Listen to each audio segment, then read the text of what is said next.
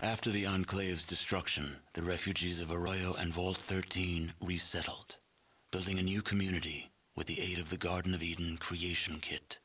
Finding themselves hundreds of miles from their vault, the members of Vault 13 chose to join the villagers in establishing a new community, and their technical expertise, combined with the villagers' survival skills, allowed the new settlement to grow and prosper.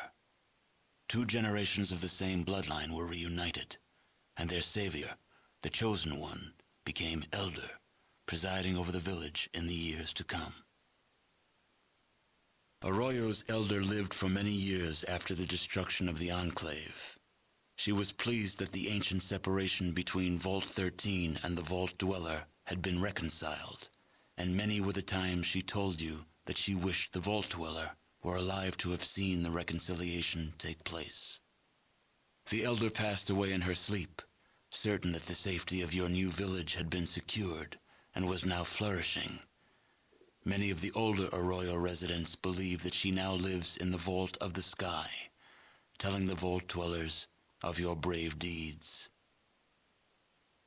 Relations between the Slags and the residents of Modoc flourished. Between the two peoples, Modoc prospered and became a major farming community, supplying all the outlying regions with food. Metzger's slave trade in the Den expanded greatly, giving him influence and power throughout most of the area. Breeding pens were started, and eventually, no one was safe from the threat of being enslaved. Travelers avoided the Den, hearing of the evils committed within its walls. In the years to come, Vault City suffered greatly from raider attacks. Eventually, the situation grew so desperate, the citizens were forced to request aid from NCR. Within a month, a large detachment of the NCR's military was stationed in Vault City. The military presence quickly became an occupation force, and Vault City became the first of NCR's border territories. The Bishop family of New Reno rose to prominence over the next few years, forming a strong political alliance with the new California Republic and Vault City. Many mysterious deaths and closed-door proceedings surrounded the formation of the alliance, but in the end, New Reno became part of the civilized world. The other families were soon absorbed, and New Reno became a prime tourist location for the new republic.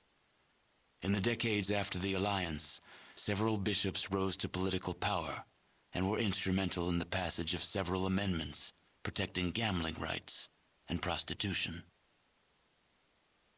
Though the Wright family never completely recovered from Richard's death, the knowledge that their killer had been brought to justice eased their troubled sleep. Myron died less than a year after the defeat of the Enclave, stabbed by a Jet addict while drinking in the Den. His discovery of Jet was quickly forgotten, and now there is no one who remembers his name. Optimizing Gecko's power plant became the first step in forging a spirit of cooperation between Gecko and Vault City. Gecko's increased power production became instrumental in helping Vault City's expansion. The harsh xenophobia of many of Vault City's leaders faded into obscurity, while Ghoul and Human labored side by side to create a center of learning and tolerance where once had stood only enmity and distrust. You still hear mention of Harold from time to time. Apparently, the tree growing from his head has gotten larger, and if rumors are to be believed, fruit is growing from it. The seeds are said to be remarkably tough, and several of them have taken root even in the most barren stretches of the wasteland. Several years after the Chosen One sold the excavator chip to dangerous Dan McGrew, Dan used the superior production of his Morningstar mine to buy the Cocoweef mine and then to reopen the great Winnemingo mine. Dan then used his industrial clout to forge an alliance of convenience with the families of New Reno, trading gold in return for protection. With the destruction of the conspiracy to destroy the mutants, Broken Hills began to thrive. Then the uranium ran out. The city, having lost its sole reason for existing, slowly dispersed. The residents carried their riches with them, leaving the place a windswept, desolate ghost town.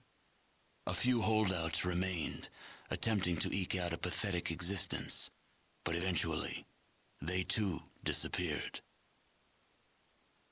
Inspired by your example, Marcus eventually traveled across the Great Mountains to the east, searching for other refugees from the Master's army.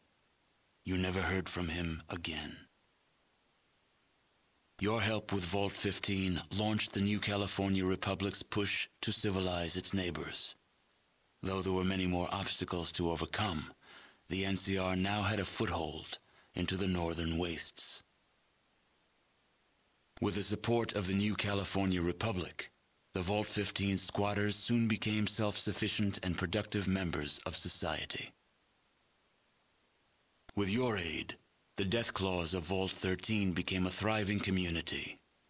When the Vault could no longer hold their numbers, a peaceful campaign of expansion was launched to claim the surrounding lands. The Shi flourished, creating a botanical scourge on the radiation surrounding their beloved town. Though this vine could not grow in other soils, the Shi took care to nourish it in their lands.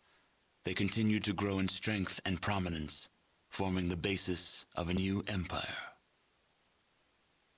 The scientists grew tired of waiting for the Starfather to come for them or provide the fuel they needed. Using a cheap derivative fuel, they launched an abortive effort to reach the stars themselves. Their shuttle exploded moments after takeoff. As for the tanker vagrants, well, as vagrants do, they drifted on. The destruction of the Enclave erased all trace of President Richardson from history. Now the title of president is used simply as a boogeyman to frighten children.